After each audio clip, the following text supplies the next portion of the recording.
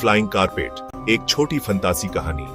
एक जमाने की बात है, समरकंद के धूप वाले शहर में रफी नाम का एक गरीब लड़का रहता था, जो एक पुरानी धूल भरी गलीचे की दुकान में काम करता था। हर दिन वह फर्श साफ करता था, खराब हुए कालीनों को ठीक करता था और आने जाने वाले यात्रियों से अजूबों की कहानियां सुनता था। उसकी पसंदीदा कहानियां हमेशा उड़ने वाले कालीनों के बारे में होती थी, जो रेगिस्तानों और महासागरों के ऊपर उड़ते थे और हीरो को दूर देशों तक ले जाते थे। एक शाम जब रफी दुकान के अटारी को साफ कर रहा था, तो उसे पुराने मुड़े हुए कालीनों के ढेर के नीचे एक पुराना लिपटा हुआ कालीन मिला।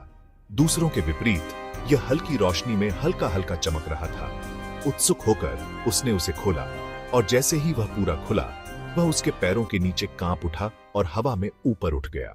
रफी शौक में वापस उछल पड़ा, लेकिन क्यूरियोसिटी ने डर को हरा दिया। केयरफुली वह फिर से कारपेट पर चढ़ा। यह हवा में था। फिर जब उसने फुसफुसाकर कहा फ्लाई, तो कारपेट ऊपर की ओर तेजी से बढ़ा, उसे अटारी की छत से उठाकर सुनहरे आसमान में ले गया। वह मीनारों और ताड़ के पेड़ों के ऊपर से, चमकती नदियों और अंतहीन टीलों के ऊपर से उड़ा।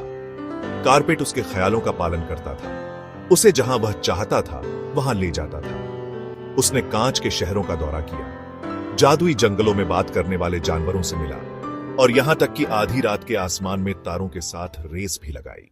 पर एक रात तूफानी समुंदर के बहुत ऊपर राफी ने एक अकेला आइलैंड देखा, जो एक अजीब सी नीली रोशनी से चमक रहा था।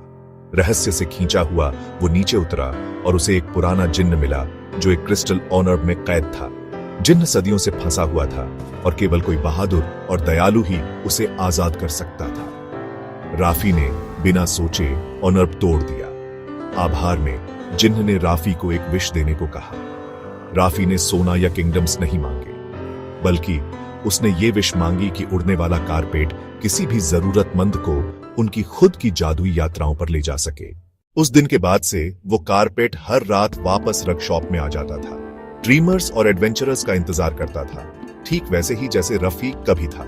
और अगर तुम कभी खुद को समरकंद में पाओ और कोई अजीब सा कारपेट तुम्हारे पैरों के नीचे फड़फड़ाए, तो डरना मत, बस फुसफुसाना, फ्लाई, और आसमान शायद तुम्हारे लिए खुल जाएगा।